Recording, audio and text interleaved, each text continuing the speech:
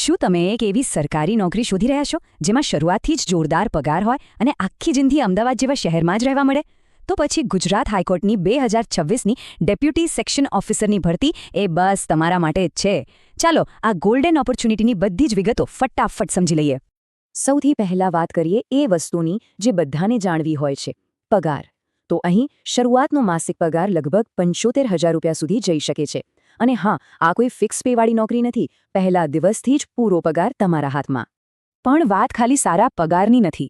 આ નોકરીનો સૌથી મોટો પ્લસ પોઈન્ટ છે એનું લોકેશન. એકવાર સિલેક્શન થઈ ગયું એટલે આખી જિંદગી તમારું પોસ્ટિંગ અમદાવાદમાં જ રહેશે. વારંવાર ટ્રાન્સફરની કોઈ ચિંતા જ નહીં. તો ચાલો હવે સીધા મુદ્દા પર આવીએ અને આ ભરતીની જે મુખ્ય વિગતો છે એના પર એક નજર કરી લઈએ. તો જુઓ, પોસ્ટનું નામ છે ડેપ્યુટી સેક્શન ઓફિસર, એટલે કે DYSO. વિભાગ છે આપણી ગુજરાત હાઈકોર્ટ. જોબ લોકેશન જેની આપણે વાત કરી એ છે અમદાવાદ, અને એ પણ લાઇફ લોંગ. અને તમારું મુખ્ય કામ રહેશે ક્લેરિકલ અને મેનેજમેન્ટ સપોર્ટનું. તો હવે સવાલ એ છે કે આ શાનદાર જોબ માટે અરજી કરી કોણ શકે? ચાલો એની યોગ્યતાના માપદંડો જોઈએ. લાયકાત એકદમ સિમ્પલ અને સ્પષ્ટ છે. તમે કોઈપણ સ્ટ્રીમમાંથી ગ્રેજ્યુએટ થયેલા હોવા જોઈએ. એની સાથે કમ્પ્યુટરનું બેઝિક નોલેજ અને અંગ્રેજી ગુજરાતી ભાષા પર સારી પકડ હોવી જરૂરી છે. બસ આટલું જ. ઓકે, તો હવે વાત કરીએ કે સિલેક્શન કઈ રીતે થશે. આખી જે પ્રક્રિયા છે એ 2 મુખ્ય પરીક્ષાઓ પર આધાર રાખે છે. પ્રોસેસના 2 સ્ટેપ છે. પહેલું સ્ટેપ છે પ્રિલિમિનરી પરીક્ષા. આને તમે એક ફિલ્ટર રાઉન્ડ સમજી શકો છો, જેનો હેતુ માત્ર ભીડ ઓછી કરવાનો છે. જે લોકો આમાં પાસ થશે એ આપશે મેઇન્સ પરીક્ષા. અને ખાસ વાત એ છે કે મેઇન્સ પરીક્ષા પણ MCQ આધારિત જ છે, જેના માર્ક્સ પરથી તમારું ફાઇનલ મેરિટ લિસ્ટ બનશે. મતલબ કે કોઈ લાંબા જવાબો લખવાની ઝંઝટ જ નહીં. બંને પરીક્ષાના માળખાને જરા સમજીએ. માર્ક્સ સરખા છે 100. નેગેટિવ માર્કિંગ પણ સરખું છે 0.33. પણ ફરક છે સમયનો. પ્રિલિમ્સમાં તમને 90 મિનિટ મળશે, જ્યારે મેઇન્સમાં પૂરી 120 મિનિટ. આજે 30 મિનિટનો વધારો છે ને, એ સીધો સંકેત આપે છે કે મેઇન્સના પ્રશ્નો વધુ વિચાર માંગી લે તેવા, એટલે કે થોડા ટ્રિકી હશે. અને હવે એક સૌથી અગત્યની વાત, જેના પર તમારી આખી તૈયારીનો આધાર છે.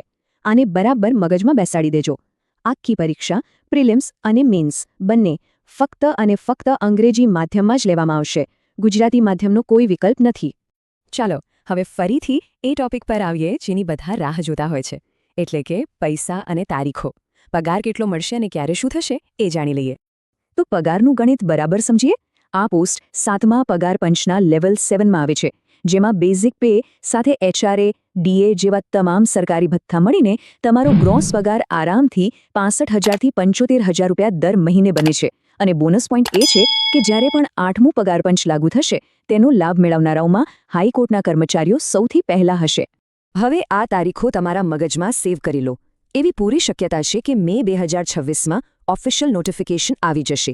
જૂન-જુલાઈમાં ફોર્મ ભરાશે, સપ્ટેમ્બર-ઓક્ટોબરમાં પ્રિલિમ્સ, અને ડિસેમ્બર 2026 સુધીમાં તો મેઇન્સ અને ફાઇનલ રિઝલ્ટ પણ. મતલબ કે આવતા વર્ષના અંત સુધીમાં તમારા હાથમાં નોકરીનો ઓર્ડર હોઈ શકે છે. સારું, હવે ફોર્મ ભરવાની પ્રક્રિયા અને ફી વિશેની જે જરૂરી માહિતી છે એ જોઈ લઈએ. પરીક્ષા ફી કેટલી હશે એ તો જ્યારે ઓફિશિયલ નોટિફિકેશન આવશે ત્યારે જાહેર થશે.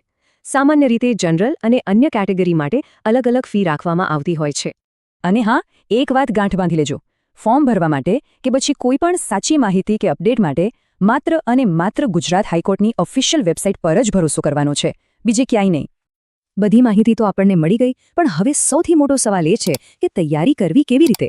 ચાલો એના માટે એક ખાસ રણનીતિ પર વાત કરીએ. મને ખબર છે મોટાભાગના લોકોના મનમાં એક જ સવાલ ઘૂમી રહ્યો હશે કે આખી પરીક્ષા જ અંગ્રેજીમાં છે, તો તૈયારી ક્યાંથી અને કેવી રીતે શરૂ કરવી? ડર લાગે, બરાબર ને? તો ગભરાવાની બિલકુલ જરૂર નથી. આ રહી તમારી સ્ટ્રેટેજી. સૌથી પહેલું કામ, હાઈકોર્ટના જૂના પેપર્સ શોધીને એને બરાબર સમજો. બીજું, એપ્ટિટ્યૂડ અને રીઝનિંગ માટે SSC લેવલની તૈયારી કરો. ત્રીજું, સ્પીડ અને એક્યુરેસી વધારવા માટે નિયમિત મોક ટેસ્ટ આપવાનું શરૂ કરો. અને સૌથી અગત્યનું, નોટિફિકેશનની રાહ જોયા વગર પાયાની તૈયારી આજથી જ શરૂ કરી દો. જે લોકો નોકરી સાથે તૈયારી કરી રહ્યા છે એમના માટે પણ એકદમ પ્રેક્ટિકલ રસ્તો છે. રોજ સવારે ફક્ત 1 કલાક કરંટ અફેર્સ અને અંગ્રેજી વોકેબ્યુલરી માટે કાઢો. સાંજે 1.5 કલાક એપ્ટિટ્યૂડ રીઝનિંગની પ્રેક્ટિસ કરો. અને શનિ-રવિના 3-4 કલાક મોક ટેસ્ટ અને રિવિઝન માટે રિઝર્વ રાખો. બસ આટલું પણ જો નિયમિત કરશો તો ઘણું છે. હંમેશા એક વાત યાદ રાખજો, મોટાભાગના લોકો તો ત્યારે જ જાગશે જ્યારે નોટિફિકેશન આવશે, પણ જે જીતે છે એ આજથી જ શરૂઆત કરે છે. આ ભરતીને લગતી દરેક ઓફિશિયલ અપડેટ અને આવી જ સચોટ માહિતી માટે ગવર્મેન્ટ IQ ગુજરાત સાથે જોડાયેલા રહો.